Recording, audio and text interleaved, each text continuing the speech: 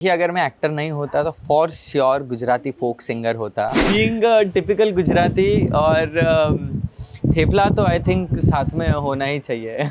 और अचार। अचार, थेपला, मिर्ची। जानवी को भी बड़ी आदत है क्लास लेने की। मस्ती मजाक में वो इनडायरेक्टली ऐसी क्लास लेती है आपकी। 50 रिजेक्शन जब होते हैं तो आप धीरे धीरे उसकी आदत लग जाती है। Hi Vishal. Hi hi, welcome to Cannes. Thank you so much. Red carpet पे जाना कैसा लग रहा था उस टाइम? ब्लेसिंग थी। I was really blessed. I am so grateful. I am so proud of myself that I've reached this stage in my life, and it's a validation, and I feel super proud of myself. उस time क्या चल रहा था दिमाग में? कुछ नहीं चल रहा था, मैं जिस उस मोमेंट को एंजॉय कर रहा था ज़्यादा से ज़्यादा, और खुश था मैं बहुत ज़्यादा। मुझे किसी चीज़ की परवाह नहीं थी, मैं खुश था because that was the moment when I was living my dream in a literal way.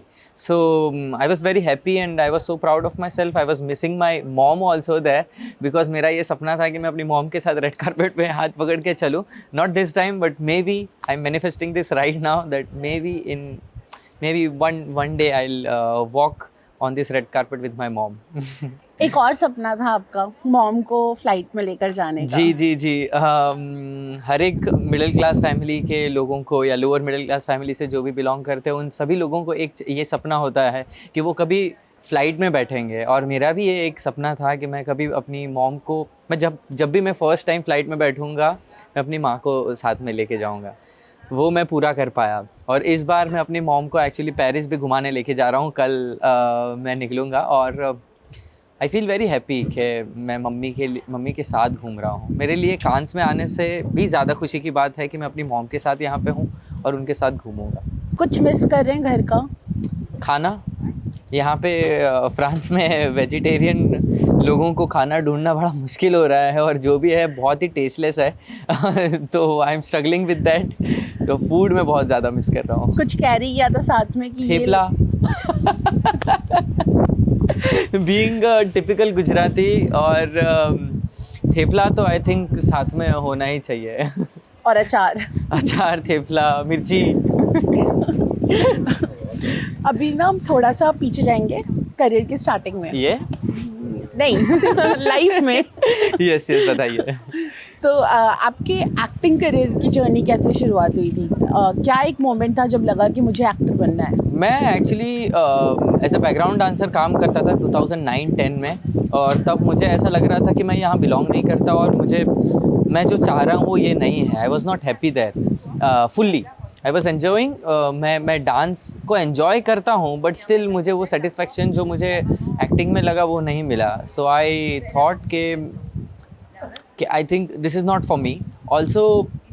Also I saw one acting class there and I got very fascinated by the word acting.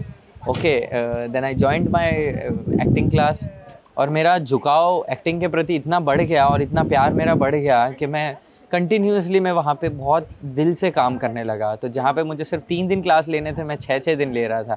मैं extra काम कर रहा था, मैं पूरा भीग जाता था। साइकिल पे मैं जा रहा था, बारिश आ रही थी, मेरे साइकिल पूरी पानी में भीग जाती थी। तब भी मुझे याद है कि मैं पूरा गीले बदन के साथ, अपने गीले कपड़े के साथ मैं एक्टिंग क्लास गया और मैंने वो क्लास कंप्लीट किया।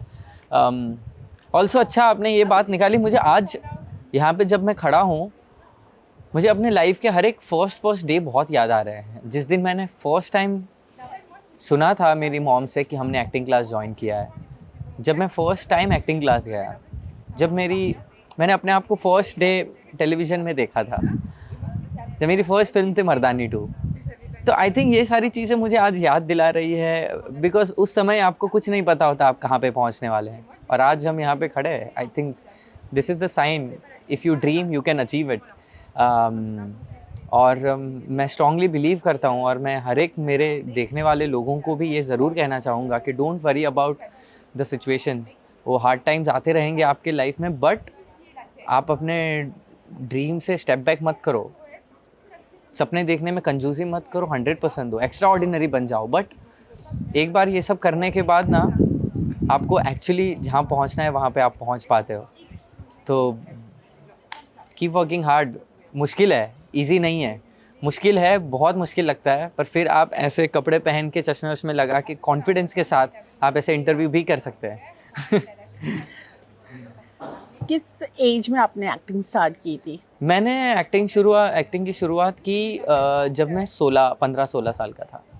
और बैकग्राउंड डांसर जो आपने बोला वो कहाँ पर था? मैं एक रियलिटी शो है आता था तब, सारेगामापा लिटिल चैम्प्स, और उसमें सलमान सर, आसिन मैम और अजय देवगन सर आए थे अपनी एक फ़िल्म का प्रमोशन करने, और मैं उनके पीछे लाइन में खड़ा था, और आई थिंक सबसे लास्ट में पीछे खड़ा था, मैं दिखा भी नहीं था कभी। I think friction of second के लिए शायद दिखा रहूँगा। तब मैंने अपने आप को वहाँ पे देखा था। तो यस, ये वही मोमेंट था मेरे लिए, मतलब पीछे, और मैं बड़ा आई थिंक ऑलमोस्ट में रोने जैसा हो गया था, क्योंकि मुझे बहुत ही पीछे खड़ा किया था। वो सफ़र कैसे तय किया आपने? वो मोमेंट क्या था जब आपने एज अ बैकग्राउंड डांसर उसके लिए कुछ चूज़ किया गया था? कोई ऑडिशंस हुए थे? बैकग्राउंड डांसिंग के लिए हमें अपने डांस क्लास से लेके गए थे, और वहाँ पे ऑडिशन हुआ था। तो एक्चुअली मेरी हाइट उन बच्चे जो भी थे उन सभी लोगों में सबसे ज़्यादा मैं टॉल था। तो मुझे काफ़ी सारे डांस परफॉर्मेंस से निकाल गया, क्योंकि मैं बहुत ग्रेट परफॉर्म भी नहीं कर पा रहा था एक्चुअली, और मेरी हाइट भी ज़्यादा थी। तो उन्होंने मुझे एक ही डांस सॉन्ग पे रखा था और एकदम लास्ट खड़ा कर दिया, और वो मेरे लिए बहुत ही इमोशनल मोमेंट था। मुझे बहुत ही रोने जैसा फील हो रहा था, और काफ़ी तकलीफ़ हुई थी मुझे जब मुझे पता चला कि मैं आगे नहीं दिखूँगा, और ये बड़ी दुःख वाली बात थी मेरे लिए। जब घर वालों को बताया कि मुझे यही करना है, मुझे अभी डांस हो गया, अभी मुझे एक्टिंग क्लासेस ज्वाइन करनी है, उनका रिएक्शन क्या था? वो खुश थे। शुरू में सभी लोगों को इतनी सीरियसनेस नहीं थी कि ये शायद सच में अच्छा करेगा। बट मेरी ज़िद ज़रूर थी कि मुझे मुझे नहीं पता है मैं कैसे आगे पहुंचूंगा। ये एक बहुत बड़े क्वेश्चन मार्क के साथ में आया था। मुझे पता था ये जर्नी ज़रा भी इजी नहीं रहने वाली है, बट मुझे ये ज़रूर पता था कि मैं कर लूँगा। कैसे करूँगा मुझे नहीं पता था। मेरे पास कोई सोर्सेज नहीं थे, कोई कॉन्टैक्ट्स नहीं थे, मेरे पास कुछ भी नहीं था। बस मुझे इतना पता था, मेरा एसेट ही ये था कि मुझे करना है। That's it. So first time जब रिजेक्शन फेस करना पड़ा उस टाइम क्या रिएक्शन था? हाँ, देखिए, रिजेक्शन एक्चुअली आपको इसकी आदत डालनी पड़ती है। Failure is a stepping stone to success, is what I believe. जितने ज़्यादा मैंने फेलियर देखे हैं लाइफ में, मैं कितने सारे ऑडिशंस मैंने किए होंगे लाइफ में, और शायद जब मैं 100 ऑडिशन करता था तब शायद 3 या 4 प्रोजेक्ट के लिए मैं सिलेक्ट होता था। तो रिजेक्शन शुरुआत में लेना तो बड़ा टफ हो जाता है किसी भी एक्टर के लिए, but then it becomes part of your process. क्योंकि आप देखेंगे हर एक एक्टर जो स्ट्रगल कर रहे हैं, हर एक एक्टर जो मेहनत कर रहे हैं अपने काम पे, उन्हें सबसे पहले ये सीखना बहुत ज़रूरी है कि it is okay to fail. तो मुझे धीरे धीरे उसकी आदत पड़ गई। Just give the audition, just do your work and just forget about it. जब फर्स्ट टाइम हुआ तो उस टाइम कुछ चला दिमाग में कि अब करूँ नहीं करूँ, प्लान बी है? एक समय ऐसा आया था जब मेरी मॉम ने ही मुझे कहा था कि तू छोड़ दे। इसलिए नहीं क्योंकि वो मुझे डिमोटिवेट करना चाहते थे या वो सोचते थे कि नहीं हो पाएगा, बट वो मुझे इस तकलीफ़ में नहीं देख पा रहे थे। क्योंकि मैं बड़ा टेंशन लेता था कि मैं इसमें सिलेक्ट नहीं हो पाया, मेरे लिए ये काम नहीं है। तो वो मुझे मोमेंट याद है जब मेरी मॉम ने मुझे कहा था कि जाने देते, छोड़ देते, ये सब नहीं करना है, क्योंकि कोई होप नहीं दिख रहा था उस समय पे, और मैं वैसा था भी नहीं कि कोई देख के मुझे किसी फ़िल्म के लिए या किसी सीरियल के लिए, फ़िल्म तो बहुत बड़ी बात है, किसी सीरियल में छोटे रोल के लिए भी कास्ट कर सकें। फिर उससे कैसे डील किया? सीख गया। 50 रिजेक्शन जब होते हैं तो आप धीरे धीरे उसकी आदत लग जाती है। जब ज़्यादा दुख होता है, या तो आप दुख से डर के आप क्विट कर देते हो, या तो फिर उस दुख के साथ जीना सीख जाते हो। टीवी की शुरुआत कैसे हुई? टीवी की शुरुआत मैं पहले नुक्कड़ नाटक वगैरह करता था। मैं स्ट्रीट प्लेस मैंने किए हैं, और स्टेशन पे मैंने काफ़ी प्लेस किए हैं। इन सब के बाद मुझे एक बार एक परवरिश करके एक शो आता था, उसमें मुझे एक कैमियो जो लड़का कर रहा था उसके भी पीछे खड़े रह के लाफ्टर देने का एक शॉट था, और मैं वहाँ पे वो कर रहा था। तो टीवी की शुरुआत वैसे हुई। बट अगर मैं आपको बताऊं कि मेरे टीवी की जर्नी एक्चुअली कब शुरू हुई, जब मुझे महाराणा प्रताप में अकबर का रोल मिला था, उसके बाद people started knowing me by face. तो आई थिंक टीवी वहाँ से शुरुआत हुई। और टीवी से फिल्म का सफ़र कैसे हुआ? ये ऑटोमेटिकली हुआ, आई डोंट नो, मैंने कभी ऐसा नहीं किया कि now I don't want to do TV, now I will switch myself to films. ये कभी प्रोसेस नहीं था, ये ऐसा था कि मैं हर जगह पे ट्राई कर रहा था और उसमें मेरा नंबर लग गया। ऐसा नहीं कहूँगा कि मैंने मेहनत नहीं की, मैंने उस ऑडिशन के लिए बहुत मेहनत की। I think the toughest audition of my life was audition for Mardaani 2।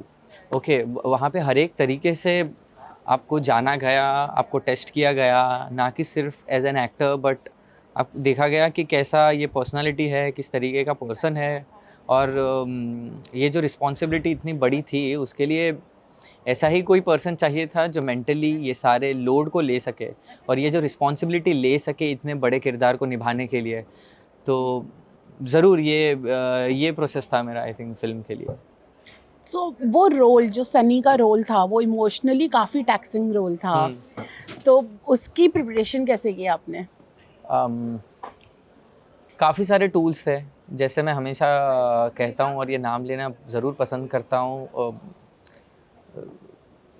Very senior producer director of our film industry, the owner of Yashraj films. जब मैं आदित्य चोपड़ा सर से मिला था फर्स्ट टाइम, तो उन्होंने मुझे एक बात बताई थी कि just surrender yourself to the director, और वही गुरु मंत्र मैं आज तक अपनाता हूँ। मैं हर बार यही चीज़ करता हूँ। तो सबसे पहला तो प्रोसेस ही ये था, फिर मेरे पास एक बहुत बड़ा वेपन था, मेरी स्क्रिप्ट। तो मैं पूरी स्क्रिप्ट को बहुत अच्छे से पढ़ना पसंद करता था, मैं हर एक चीज़ जानने की कोशिश करता था, क्योंकि मेरा पूरा किरदार उसमें था। और बहुत सारे वर्कशॉप्स, बहुत सारी ट्रेनिंग और internalising your character, knowing more and more about your character of the film, I think ये सारी चीज़ों ने मुझे बड़ी मदद की। कुछ आफ्टर इफेक्ट्स थे कैरेक्टर के? हाँ, मैं जब आईने में अपने आप को देखता था और मैं जब अपने नॉर्मल कपड़े पहनने लगा था, तब मुझे कंफर्टेबल थोड़े दिन के लिए फील नहीं होता था। मैं अपने आप को ऐसा नहीं देख पाता था कि ये विशाल है। मुझे ऐसा लगता था कि स्टिल खुद तो अनकम्फर्ट है, क्योंकि मैं 3-4 महीने उसी किरदार के रोल में था, किरदार के कपड़ों में था। तो मुझे ज़रूर एक ऐसा फीलिंग था और मैं थोड़ा ऑफ फील कर रहा था। काफ़ी मेरे बिलीफ सिस्टम थोड़े चेंज हुए थे, मुझे अपने आप को तोड़ना था। और ये जो फ़ाइट खुद के साथ जो होती है किरदार को निभाने के लिए, वो फ़ाइट बहुत बड़ी होती है। दुनिया से आप लड़ लेते हो, बट जब खुद से लड़ने की बारी आती है तो सबसे टफेस्ट बैटल लगती है आपको वो। आई थिंक जब एज एन एक्टर आपको हर एक तरीके से अपने आप को इन्वेस्ट करना पड़ता है, ना कि फिज़िकली, मेंटली, इमोशनली। और ये सारी चीज़ें बड़ी ड्रेनिंग हो जाती है जब आप पूरे दिन शूट पे काम कर रहे हो और आप वो किरदार बन रहे हो। जब आपको कुछ समय के लिए ऐसे माहौल में छोड़ दिया जाता है जहाँ पे you are not able to be yourself, तो आपको घुटन होने लगती है। हम सब ने ये कहीं ना कहीं एक्सपीरियंस किया होगा कि अगर हम किसी का आइडियोलॉजी के साथ बिलीव नहीं कर पा रहे, किसी के नेचर के साथ चल नहीं पा रहे, और ऐसे रूम में जब हमें बिठा दिया जाता है, हमें पसंद नहीं है, तो आप समझिए एक एक्टर की लाइफ में कैसा होता होगा कि वो जो बिलीव नहीं भी करते, उसे बिलीव करके पूरे दिन उसी किरदार को निभाना है आपको। तो it is very difficult journey, physically, mentally, emotionally, और बहुत सारे तरीक़ों से जो आई थिंक वर्ड्स में फ़िलहाल नहीं पता है, बट जो एक एक्टर पूरे लाइफ जीता है। इस रोल के बाद लोगों का नज़रिया आपके लिए कैसे बदला, इंडस्ट्री में या पब्लिक? किस में, कौन से रोल के बाद? सनी के बाद लोग मुझे जानने लगे। लोगों के दिलों में मेरे लिए रिस्पेक्ट बढ़ गई। लोग मुझे एक अच्छे कलाकार की नज़र से देखने लगे। कुछ लोग मुझसे डरने लगे। उन्हें लगता था मैं ही सनी हूँ और सनी ही विशाल है, विशाल ही सनी है। काफ़ी लोगों को मुझे वीडियोस भेजने पड़े कि कुछ बच्चे डर रहे थे। मुझे किसी एक पर्सन ने, सीनियर आर्टिस्ट ने कहा था कि मुझे इस बच्चे के लिए वीडियो बना के दो और मैं उसे भेजूंगी ताकि उसे लगे कि ये कैरेक्टर नहीं है, ये कोई रियल पर्सन है। तो लोगों के नज़रिए में मैं एक्चुअली सच कहूँ तो लोगों की नज़र में आ गया मैं। सबसे फर्स्ट थिंग तो यही है। और लोग मुझे एक्सेप्ट करने लगे एज एन एक्टर बॉलीवुड में, और मैं बड़ा लकी हूँ कि मेरी फर्स्ट फिल्म ही वैसी रही। उसके बाद कुछ नए एवेन्यूज़ खुले, कुछ नए काम? हाँ, मैंने जब मर्दानी किया था तब उसके बाद तुरंत कुछ समय में लॉकडाउन हो गया था, तो मैं जितनी अपॉर्चुनिटी को ग्रैब कर पाता उतनी बहुत नहीं कर पाया। बट उसके बाद एक काफ़ी अच्छा समय था जहाँ पे मैंने काफ़ी सारी फ़िल्में की और लोगों ने बड़ा प्यार भी दिया उन फ़िल्मों को, क्रिटिकली अक्लेम्ड फ़िल्म थी सारी। एंड देन दिस जब कोई नया रोल मिलता है तो आपका प्रोसेस क्या होता है? मैं जैसे मैंने कहा कि मैं सबसे पहले तो अपने आप को डायरेक्टर को सरेंडर कर देता हूँ और अपनी स्क्रिप्ट को पढ़ लेता हूँ बहुत अच्छे से। खुद के लाइफ के जो एक्सपीरियंसेस है वो उसमें यूज़ करने की कोशिश करता हूँ। ये एक प्रोसेस मेरा हमेशा होता है और बाकी I don't know how but मैं जैसे ही किरदार के कपड़े पहनूँ, मैं जैसे ही किरदार का मेकअप करूँ, हेयर करूँ और उस माहौल में जाऊँ, आई डोंट नो एक एक सेंस मेरे अंदर ऐसा डेवलप हो गया है कि मैं वहाँ पे बात करके मैं ऑटोमेटिकली कुछ परफ़ॉर्म कर पाता हूँ। और ये कभी-कभी ऐसा भी लगता है कि सिर्फ़ मैं ड्राइव नहीं कर रहा हूँ, ये कोई एनर्जी है जो मुझसे करवा रही है। काफ़ी बार ऐसा होता है कि जब मैंने अपने आप को स्क्रीन पर देखा और देख के मैं खुद भी हैरान हो जाता हूँ और मुझे लगता है कि ये इमोशन मैंने लाइफ में कभी एक्सपीरियंस नहीं किया था। मुझे इसके बारे में नहीं पता है। How am I able to portray this emotion? This is not me. I think ये हर बार हमें ऐसा लगता है कि हम ही सब कुछ कर रहे हैं। कोई एनर्जी आपको सपोर्ट करती है और आपको ड्राइव करती है। ये कोई अपार्ट फ्रॉम क्राफ्ट है। ये बिलीव की बात है। ये आई डोंट नो कितना मेक सेंस हर एक लोगों को करेगा। मुझे कई बार ये चीज़ सच लगती है। कोई एक सीन याद है जो आपने किया हो और आपको बाद में देखकर लगा हो कि ये मैंने कैसे किया, जैसे आप अभी बता रहे हैं? मुझे अपना मर्दानी का एक बहुत अच्छा सीन लगता है, बहुत कम लोगों को जानकारी होगी। उसमें मैं परफ़ॉर्म करके मुझे ऐसा लगा कि मैं ये कैसे कर गया? क्योंकि सबसे टफ़ेस्ट सीन वो होता है, जो सबसे ईज़ी सीन होता है। जो लाइनें बड़ी सिंपल लिखी गई है, आपको उसको बहुत ग्रेट तरीके से परफ़ॉर्म करना है और मैं सबसे ज़्यादा उन सीन्स को लेके डरा हुआ होता हूँ। तो मर्दानी में एक सीन है जहाँ पे मैं चाय पी रहा हूँ और कोई पर्सन मेरे सामने आता है और मुझसे कुछ थोड़ी टेढ़ी बात करने की कोशिश करता है और मैं उसे कहता हूँ अच्छा। तो वो अच्छा के अंदर जो एक गाली है वो बड़ा अच्छे से निकल के आया था। तो आई थिंक ऐसे कई सीन्स हैं। आई थिंक मैं एक ऐसे नाम नहीं ले पाऊँगा और अभी मैं रिकलेक्ट नहीं कर पा रहा हूँ, बट मैंने जब देखा था मुझे एग्जैक्टली याद था। रोल्स कैसे चूज़ करते हैं? जो मुझे आता है उसमें से मैं कुछ एक दो चूज़ कर लेता हूँ। अब मैं ऐसा एक्टर तो नहीं हूँ जो मुझे महीने में बहुत सारी ऑफ़र्स आ रही है, जो मैं काम से बहुत ज़्यादा लोडेड हूँ। बट जिस तरीके के मुझे रोल ऑफ़र होते हैं मैं उसमें से कुछ ना कुछ चूज़ करने की कोशिश करता हूँ। ज़्यादातर इमोशनली ड्रिवन कैरेक्टर्स मुझे ऑफ़र होते हैं। और लोग मुझे इंटेंस रोल में देखना पसंद करते हैं। तो मैं उसमें से जो भी अच्छी अपॉर्चुनिटी लगती है, जो अच्छे लोग हैं, मुझे अगर स्क्रिप्ट पे भरोसा है, मुझे अपने काम करने वाले में से एटलीस्ट डायरेक्टर या प्रोड्यूसर या एक्टर पे भरोसा है, तो मैं वो फ़िल्म को कंसिडर डेफ़िनेटली करता हूँ। मेरा नेक्स्ट क्वेश्चन यही था आपसे कि आपको लगता है कि इंडस्ट्री ने आपको इंटेंस रोल के बॉक्स में फिट कर दिया, टाइपकास्ट कर दिया है? ये तो अभी की बात है, आगे जाके फॉर श्योर ये चेंज हो जाएगा। आई थिंक मैंने अपनी लाइफ में देखा है कि मुझे एक तरीके के नहीं हर एक तरीके के रोल मिले हैं। मर्दानी के बाद किसी ने सोचा नहीं था कि मैं सलाम वेंकी कर सकता हूँ। सलाम वेंकी के बाद किसी ने सोचा नहीं था कि ह्यूमन भी हो सकता है और आज ये होम बाउंड भी हो सकता है। तो अलग-अलग किरदार मुझे मिले हैं, तो आगे जाके आप देखेंगे कि श्योरली कुछ बहुत और अलग तरीके के किरदार में मैं दिखूँगा।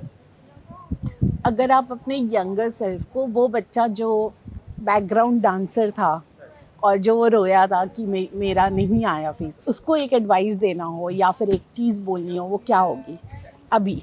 You are made for big things. किसी इंटरनेशनल स्टार के साथ आप काम करना चाहते हैं? Leonardo DiCaprio. अभी होम बाउंड पे आते हैं। कैसी थी जर्नी, क्या हुआ, कैसे हुआ, कॉल आई? मेरे लिए ऑडिशन प्रोसेस था अगेन और तब मेरा एक्चुअली लेग इंजर्ड था, मेरा राइट लेग।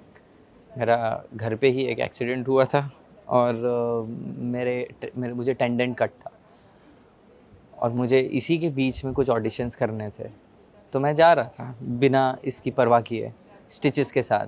देन ऑपरेशन हुआ, ऑपरेशन के बाद मैं अगेन ऑडिशन करने गया और मुझे तब तक सिर्फ इतना पता था कि नीरज सर डायरेक्ट कर रहे हैं इस फिल्म को और धर्मा प्रोड्यूस कर रहे हैं इस फिल्म को, करण जौहर सर।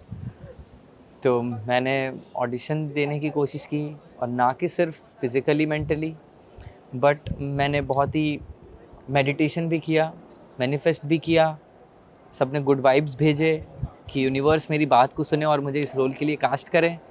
हमने मन्नतें मांगी और वो मन्नत हमारी पूरी हुई। आज मैं यहाँ पे खड़ा हूँ, मन्नत पूरी हुई और हम भगवान के दर्शन करने भी गए गुजरात में। तो ये प्रोसेस वैसा था मेरे लिए यहाँ तक पहुँचने का, ये फिल्म को पाने का। कुछ याद है नीरज सर ने या करण जौहर ने कुछ बोला हो आपको ड्यूरिंग द शूट जो अभी तक मेमोरी में है, एनेक्डोट या कोई भी स्टोरी? करण सर के साथ हमारी एक मुलाकात हुई थी जहाँ पे हम डिनर के लिए मिले थे हमारी फिल्म कंप्लीट होने के बाद।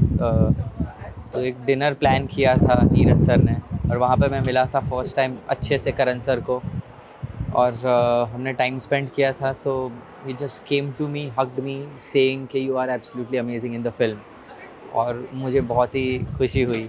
सबसे चैलेंजिंग पार्ट क्या था इस फिल्म को फिल्म में I lost 10 kgs for this film. When I started the film I was 64 and when I completed the film I checked my weight and I was 54, so that was very challenging for me, but this is तो बाहरी, अगर अंदर से मैं अगर आपको कुछ बताऊं तो मेरे लिए इस कैरेक्टर की थॉट को जानना मेरे लिए टफ था। शुरू में मैं समझ नहीं पा रहा था कि ये किरदार कितना इंटेंस और कितना डेप्थ से भरा हुआ है। जब मैंने जानने की कोशिश की तो मुझे समझ में आया कि हमें जो प्रिविलेज मिला है जो लाइफ में,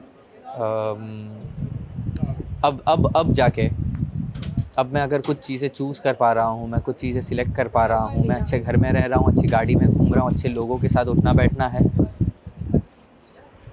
तो इसका मतलब है कि मैं अपने किरदार से काफ़ी दूर हूँ। तो ये सब छोड़ के जब आपको उस किरदार में आना होता है, तो मैंने गाँव में एक्चुअली काफ़ी समय बिताया जहाँ पे चंदन रहता होगा। वहाँ पे बैठ के हमने स्क्रिप्टें पढ़ी, हमने कैरेक्टर के बारे में बात की, गांव में घूमे, तो वहाँ से जो हमें एक एनर्जी और जो एक माहौल मिला वो आई थिंक बड़ा ही हेल्पफुल था इस किरदार के नज़दीक पहुँचने के लिए। तो ये प्रोसेस रहा है मेरा और ये चैलेंजिंग है। ये सिर्फ बाहरी चीज़ें तो हो जाती है, बट इस किरदार को करने के लिए सिर्फ क्राफ्ट की ज़रूरत नहीं थी। इस किरदार को करने के लिए बहुत डेप्थ में सोचने की ज़रूरत थी। आपके को एक्टर्स जानवी एंड निशान, उनके साथ कोई एनेक्डोट याद है आपको जो हुआ हो वहाँ पे सेट पे? ये नीरज सर और ईशान मिलके बड़ा प्रैंक करते हैं। मुझे तो अब तक लगता है कि उन्होंने मेरी स्क्रिप्ट चुराई है और अभी तक मुझे दी नहीं है। स्क्रिप्ट का एक कवर था मेरा, उन्होंने चुराया, मुझे अभी तक दिया नहीं है। मेरी काफ़ी और भी सारी चीज़ें हैं जो वो एयरपोर्ट पे ले लेते थे, छुपा देते थे और मुझे देते नहीं थे। तो ये है, दोनों मिलके बड़ी शरारत करते थे मेरे साथ और जानवी को भी बड़ी आदत है क्लास लेने की। मस्ती मजाक में वो इनडायरेक्टली ऐसी क्लास लेती है आपकी बट सभी लोगों के साथ मेरा बॉन्ड बहुत ही अमेजिंग रहा, बहुत ही फन था एक्चुअली। अगर आप एक्टर नहीं होते तो आप क्या करते? अगर मैं एक्टर नहीं होता तो for sure Gujarati folk singer होता। अभी भी मुझे कभी कभी ऐसा लगता है कि मैं एक्टिंग छोड़ के गुजराती फोक सिंगिंग करना शुरू कर दूं, क्योंकि मुझे वहाँ पे बहुत सुकून मिलता है। मैं दोपहर को, सुबह, शाम, आधी रात को कभी भी भजन सुन सकता हूँ। आप चाहें तो मैं आपको एक चंक सुना सकता हूँ। ओके। हांदा धोड़ी या પાંજરા વાળા હાકડેથી બાગ છૂટા બાગ બોલી ગામડામાંથી આ હાક બાગ છૂટા સિંહ કાળ જાળ બછૂટા પે નાક જાણ તૂટા આસમાન કેરા ફૂટા જમી તાક ઝાડા ફાળા તેગવાળા પ્રલે કાળા વેરે જાગ્યા પાડવાળા રંગ્યા ગાડા રગતાળા પૂર ફોગણા ઉઢેડા વાહે વાદળારા નોર ફરે પડે તાળી બંદૂકાળી વાગ્યા રણતુર કેકારા ઝણકી કડી ઠણકી પાખરા કડી ઝણકી ઝરદા ખાક ઉઠિયા જોદાર રણકી સિંધવા રાગ ઠણકી ઉઠિયા રોગા ડણકી મામલે હુરા કરે માર માર માર માર માર માર માર માર